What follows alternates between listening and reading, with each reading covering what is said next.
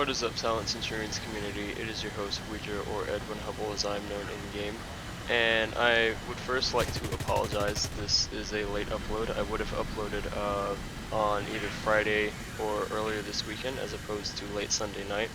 But I had an unexpected family visit. They stayed for a couple days and delayed the upload of this video. So before I get into it, I would like to say that this is not a normal video for me. I decided I would cover something a little different this time.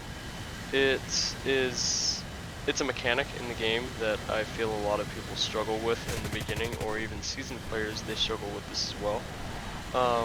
The mechanic I'm going over today is battle ratings, how Gaijin chooses them, how they're calculated, and how they move in-game. So first off, let me talk about how Gaijin picks battle ratings. So let's say you have a new aircraft that's thrown on the dev server. It's given a battle rating, subject to change of course. Following players' feedback, they can move it up or down. Comes into the live server at a set battle rating. And at the beginning, when battle ratings first came out, Gaijin decided that it would not be based on historical factors such as historical performance or first flight date, production date, anything like that, because if you look at aircraft like the P-51 Mustang, the Hawker Tempest, Hawker Typhoon, Supermarine Spitfire, aircraft like that, Lavotsky and LA-7, aircraft like that, and let's say you throw in that Messerschmitt Me-262, they all came out around the same time, so I'm pretty sure you can see the issue here. If P-51s and LA-7s and Tempests were fighting Me-262s, it would just be completely one-sided every time. So Gaijin decided that this would not be the way that battle ratings are calculated. So battle ratings in War Thunder are decided solely on player performance. So and they're subject to move up or down throughout the game's life cycle. So the easiest example I can think of this is that when the TU-4 came out into War Thunder, it was situated at 6.0 or 6.3, something like that. And up against piston fighters, people went to the forums and complained and expressed concern and said, Gaijin, look, this plane at 6.3 or whatever is not working for us. So Gaijin moved it up to 7.0, I think. And even so, people were like, look, Gaijin, it's still not enough. Like, you need to do something.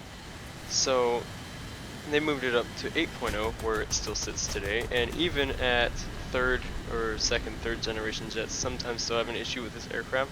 But they're not going to move it up any higher because 9.0 I feel is reserved for later second generation jets and early third generation jets. So it's stuck at 8.0.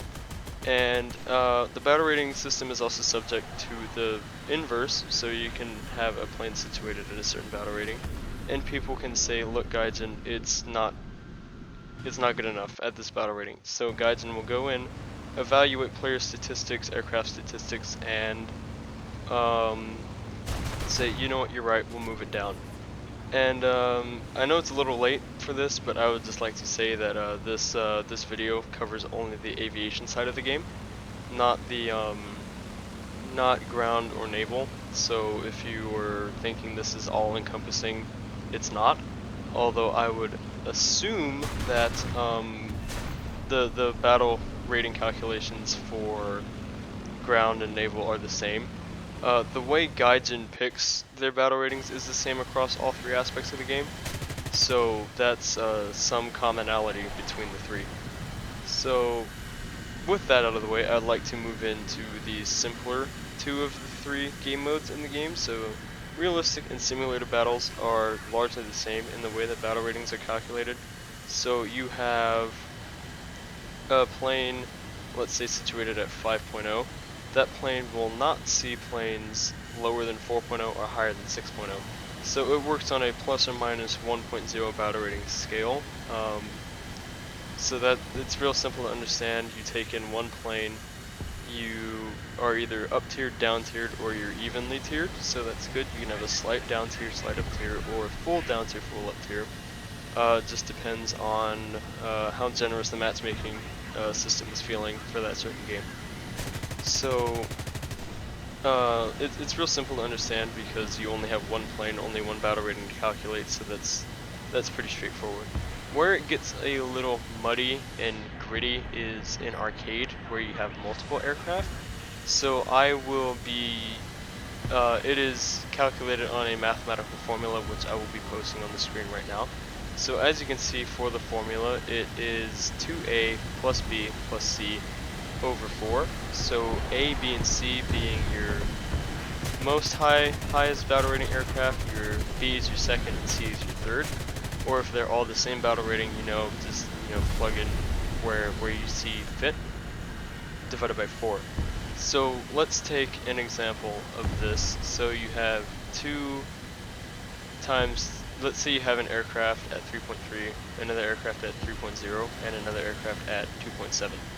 So the formula will be 2 times 3.3 plus 3.0 plus 2.7. So it will be 3.3 times 2, that's 6.6, plus 3.0, which is 9.6, plus 2.7, which is 12.5, I think, something like that. I can't remember off the top of my head. And all of that divided by 4, which would be a battle rating of 3.075, rounded down to 3.0, because Gaijin doesn't have a battle rating of 3.075, so it just rounds it down. So you can plug this in for any of your presets or lineups, and you can predict or find out your battle rating with a pretty high accuracy. So you might be thinking, oh, why can't players just bring in an F-86 Sabre or something and like biplanes, and can't they just like rape us with the Sabre? And the short answer to this is no, they can't, simply because of something that is called the 0.6 battle rating restriction, which states that if your highest aircraft is 0.6 battle ratings or higher than your second or third highest battle rating aircraft, the next 2 aircraft will be completely ignored, and only your highest battle rating aircraft will be taken into account when matchmaking for you. So let's take in another example. Like, let's say you have an aircraft at 3.7, second aircraft at 2.7, and a third aircraft at 1.7 as your top 3 aircraft. So the math for this formula will be 2 times 3.7 plus 2.7 minus 0.6 plus 1.7 minus 0.6, which all this divided by 4, which will be 3.4, which the game will then round down to 3.3. So naturally a 2.7 aircraft and a 1.7 aircraft will not be able to compete at 3.3, but your 3.7 aircraft will, which some players fall into this this trap, if you call it a trap. So let's say you're grinding a nation with a pretty high BR spread, and like for example, the easiest example I can think of would be if you're a German player and you just finished grinding the Focke-Wulf 190 A1, which is battle rating 3.7, and then let's say you grind out the Focke-Wulf 190 A4, which is at 4.7 in arcade mode. So 3.7 and 4.7, or 4.3, I'm sorry, 4.3, that is 0.7 higher, or 0.6, I'm sorry, 0.6, I can't math right now, I'm sorry, it's 0.6. Either way, it still falls into this restriction, so you will be matched up at 4.3 instead of 3.7. So don't fall into this, especially like, let's say you finish grinding the A4, or even like the F1, BF109 F1, BF109 F2, and you want to go grind the BF109 F4. It's 1 battle rating higher, so just keep that in mind when you are setting up your presets. The BF109 F4 is 1.0 battle ratings higher than the F1 or the F2, and you will fall into this 0.6 battle rating restriction. So just keep your aircraft within the .6 battle ratings and you'll be okay. And a cool thing that I think about this algorithm, how it's coded in the game, is let's say you're having a bad streak. Let's say you die a lot in one game, you die a lot in another game, and you die a lot in a third game. Um, the way the matchmaking algorithm is set up is it will knock off .7 battle ratings from your current battle rating. So let's go back to the arcade example where you're at 3.0. You will effectively be fighting at 2.3, which is good, so it will keep it that way until you get back into the swing of things, have a few decent matches, and then it will bump you back up to 3.0. But if you do well in a number of games, let's say you get, I don't know, 8 kills in one game, 10 kills in a second game, and 7 kills in a third game, the matchmaker will not, in essence, punish you for doing well. It will not move your battle rating up.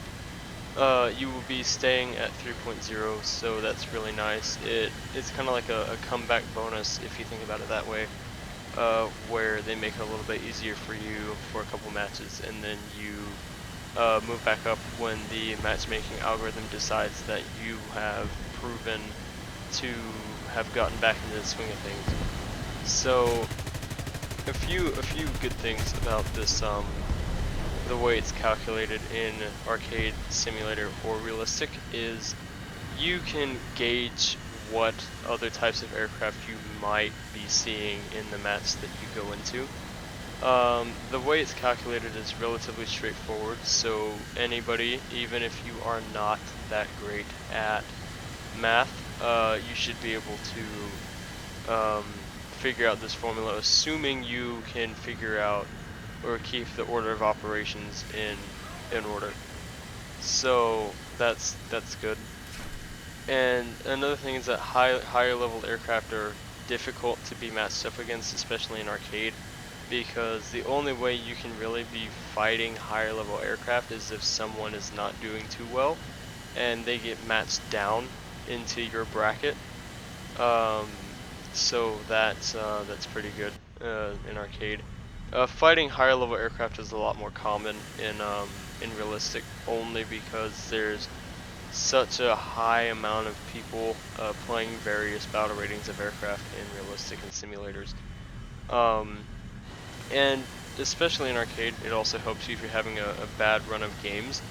So that's something that you might want to take into account, but don't intentionally do bad just to try to do this, because the amount of bad games you get will definitely outweigh how many games down at a lower battle rating you will receive. And some things that are a little troublesome about this are it's bad for countries that have larger gaps in battle ratings, like Japan or Italy or France, because they don't have very many aircraft in the anyway. You don't really get to see what you're fighting until you get into a game. Sometimes the matchmaker can take a little longer because it tries to group you together with other people that are in the same bracket as you. But if you pass a certain threshold in the matchmaker, a certain amount of minutes or something like that, the matchmaker will just start grabbing people and just throwing you into a match. So that can be troublesome. Another thing is, you know, try to keep your aircraft situated in the same bracket. Don't research aircraft that are like one whole battle rating higher than you, or you can, just don't keep them in your lineup, because you will fall into that 0.6 battle rating restriction that I talked about earlier. So yeah, I think that's all for this this video. I had some fun researching this. I actually enjoyed researching it. I learned some things I didn't know. Well, I knew it would be calculated on a mathematical formula, but I didn't know how it was calculated, so that's nice.